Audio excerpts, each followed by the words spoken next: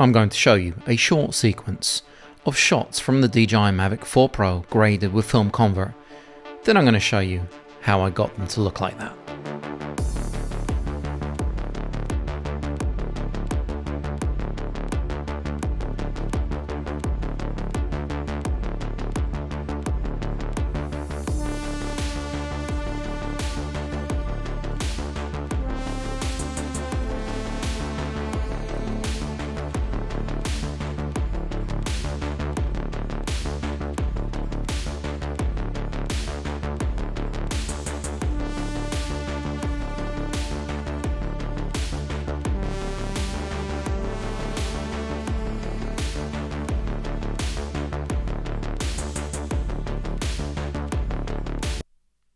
So, we're going to choose this clip from America, and it was filmed in D-Log on the DJI Mavic 4 Pro. If I do turn off FilmConvert Nitrate, you can see what it looks like in its raw form. And as you can see, it's very dull and lacks contrast and colors.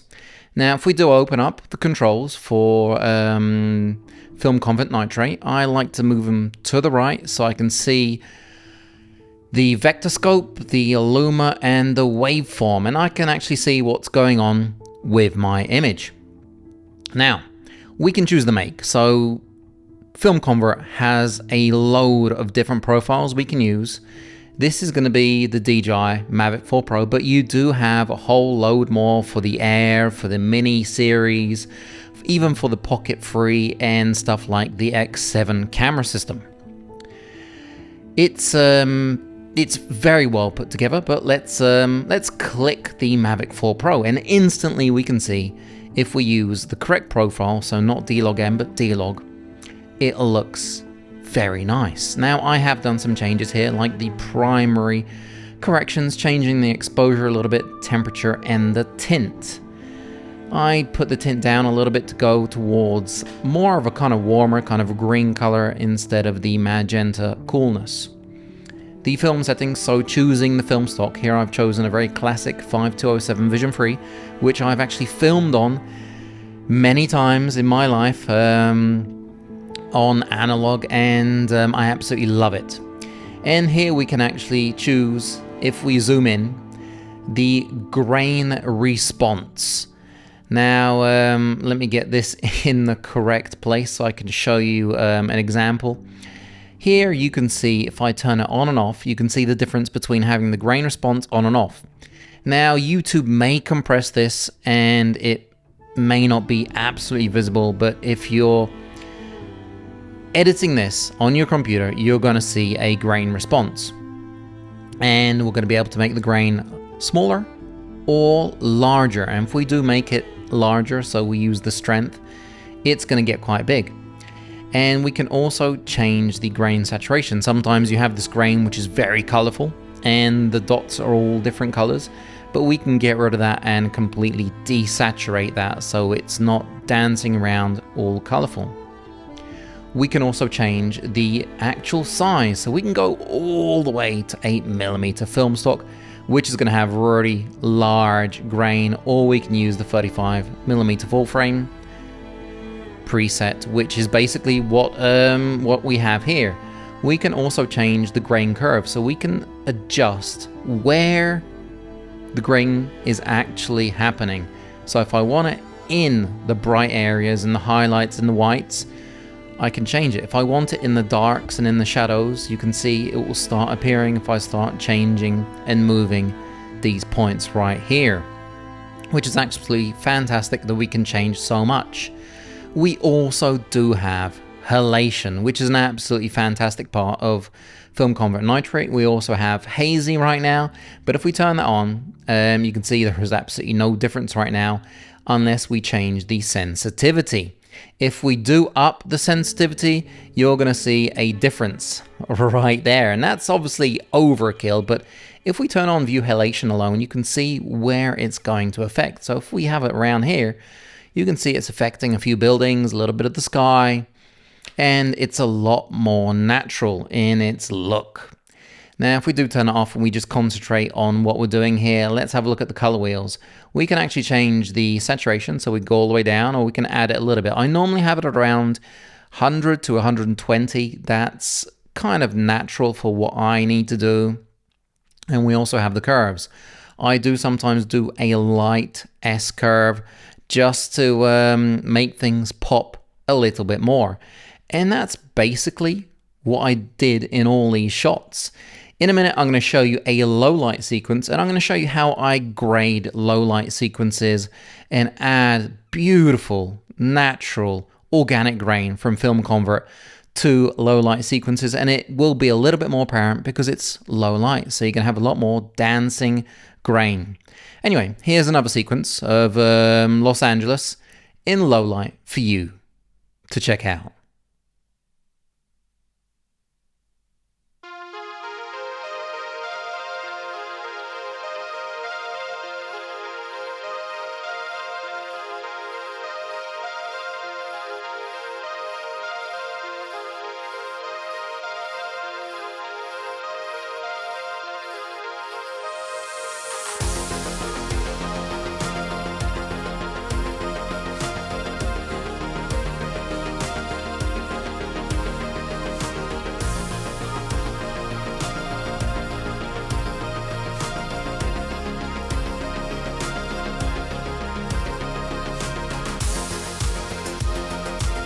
So you've got to admit, that looks absolutely stunning.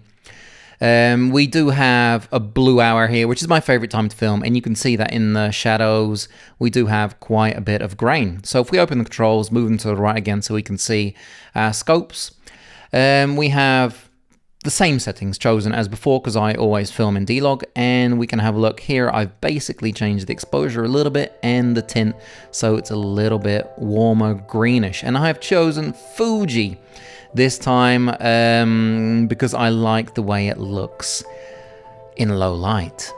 Now the grain curve here, we do have that going up in the blacks and a little bit in the shadows, a tiny bit in the whites. And we have halation. Now halation actually looks really great in low light shots because it gives it that kind of 80s look, which I absolutely love, but I do keep it very subtle. When it comes to the color wheels, I have pulled down the highlights so that the highlights aren't really blowing out, and I've lifted the shadows and midtones a little bit so you can see in the dark and it's dancing a little bit more, and I have lifted the curves at the black and white end a tiny bit and a little bit in the shadows, and that's a lot more apparent in the close shot of the actual electricity post here. I have raised the shadows and the midtones quite a bit and dropped the highlights a lot more, so it's got this kind of low contrast but kind of misty kind of look, just so it kind of matches the previous shot. And I've actually changed the colors in the shadows, highlights and midtones, so you can see here the effect it has. It's got this kind of almost photography kind of like look. It's not HDR, but it has that kind of nice look to match the previous shots and the next shots as well. This downtown kind of shot in LA always blows me away, and it just looks so beautiful, and you can see the difference between turning it on and off. It's massive. And I love the fact that in all the lenses on the DJI Mavic 4 Pro, we do have D-Log and D-Log M. And you can see here I've added a little bit of magenta, a little bit of red to the sky, just to pop it a little bit more. And as you can see, the highlights are far down, but the shadows aren't as down as they were in the previous shots, just to give it a little bit more contrast. Same with the close-up of the lamppost here. I have added, as you can see, quite high in the highlights, a little bit of red to match the previous shot. So you can see on the close-up that there is a red sky. And on the last shot here, I've toned it down a bit more. And once again, I didn't want that sky blowing out, so it is down -25. You can play around with the saturation. I do like it a little bit lower, so it's more natural. But yeah, this is An absolutely incredible plugin, one that I've been using for many years, and I fully stand behind them. I think they are absolutely fantastic.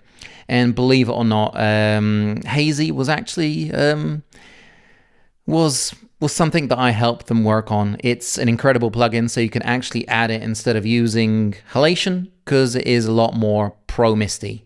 So be sure to check out FilmConvert Hazy.